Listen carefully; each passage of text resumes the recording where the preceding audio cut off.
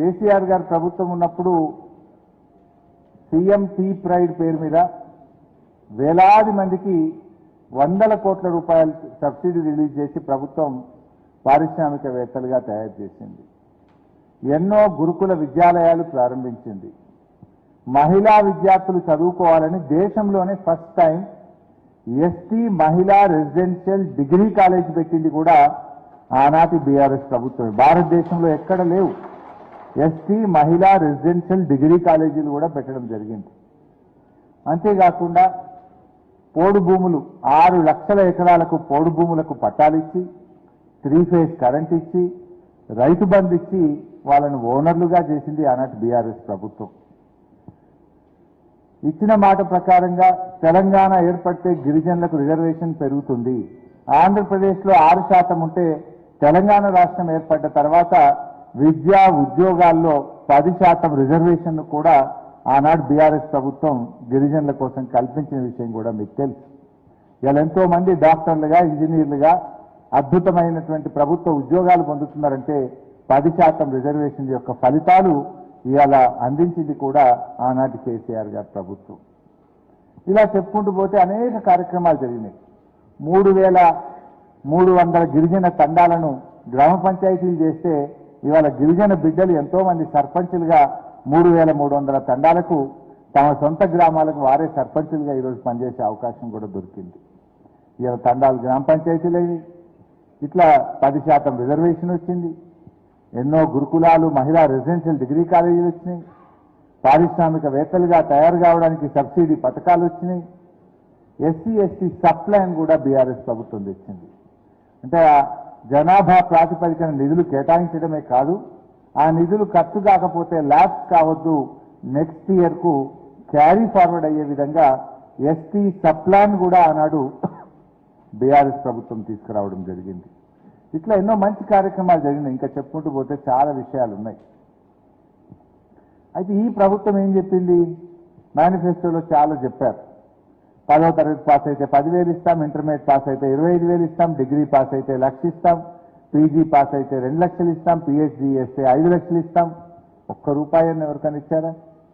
ఒక్క ఎకరా కన్నా పోడు భూములకు పట్టాలు ఇచ్చారా?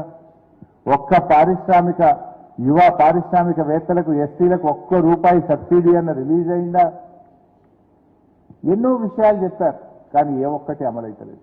మొన్న అసెంబ్లీలో నేను ఒక క్వశ్చన్ అడిగాను. ఎస్టీ కార్పొరేషన్కు మీరు ఎన్ని నిధులు పెట్టారు ఈ 3 ఏళ్లలో కాంగ్రెస్ ప్రభుత్వం వచ్చినాక, ఎంత ఖర్చు పెట్టారు అని ఒక ప్రశ్న వేశాను. ఏం చెప్పింది ప్రభుత్వం అసెంబ్లీలో అంటే 2,730 కోట్ల రూపాయలు ఎస్టీ కార్పొరేషన్కు డబ్బులు పెట్టాము. బాగానే పెట్టిండ్రు అనుకున్నా. ఎంత ఖర్చు పెట్టారు అని అడిగిన 70 కోట్లు ఖర్చు పెట్టారు. ఎంతమందికి ఉపాధి కల్పించారు?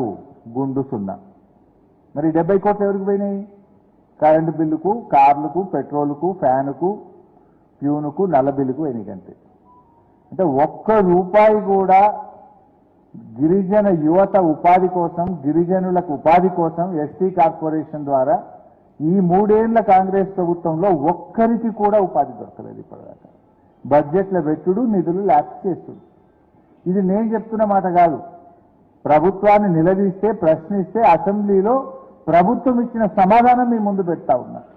2,730 కోట్లు పెడితే ఒక్క మనిషికి కూడా 3 ఏళ్ల ప్రభుత్వంలో సహాయం జరగలేదు. ఒక్క గిరిజన గురుకులం కొత్తగా పెట్టలేదు. ఒక్కరికి ఉపాధి దొరికింది లేనే లేదు. ఏ ఒక్కటి మేనిఫెస్టోలో పెట్టింది అదేమన్నారు? ఎస్సీ ఎస్టీల భూములకు పట్టాలు ఇస్తాం, పట్టా భూములుగా మీకు భూములను చేస్తామని చెప్పింది. అయిందా? కానీ లగచర్లలో ఎస్టీల భూములు గుంజుకొని భూములు ఇయ్యమన్న మా లంబాడి బిడ్డల్ని తీసుకుపోయి జైళ్లలో పెట్టిండ్రు. 3rd డిగ్రీ ప్రయోగించి ఏ రకంగా లగచర్లలో వ్యవహరించిందో కూడా మీరు చూసిండ్రు. ఎస్టీల భూములకు పట్టాలు రాలేదు, కానీ ఎస్టీల భూములను ఇవాళ ప్రభుత్వం ఏ రకంగా లాక్కుంటున్నది మీరు ఆలోచించండి. ఎస్టీ పారిశ్రామికవేత్తలకు ఎవరికి 1 ఎకరా ఇయ్యలే, కానీ ఆయన తమ్ముడు కొండలరెడ్డికి మాత్రం నేను చూసిండ్రు 200 కోట్ల రూపాయల భూమిని కొండలరెడ్డికి రేవంత్ రెడ్డి గారు ఎట్లా కట్టబెట్టిందో కూడా మనం చూస్తా ఉన్నాం. ఆ ఎవరి భూములు? ఎస్టీల దగ్గర గుంజుకునుడు, తమ్ముడు కొండలరెడ్డికి కట్టబెట్టుడు.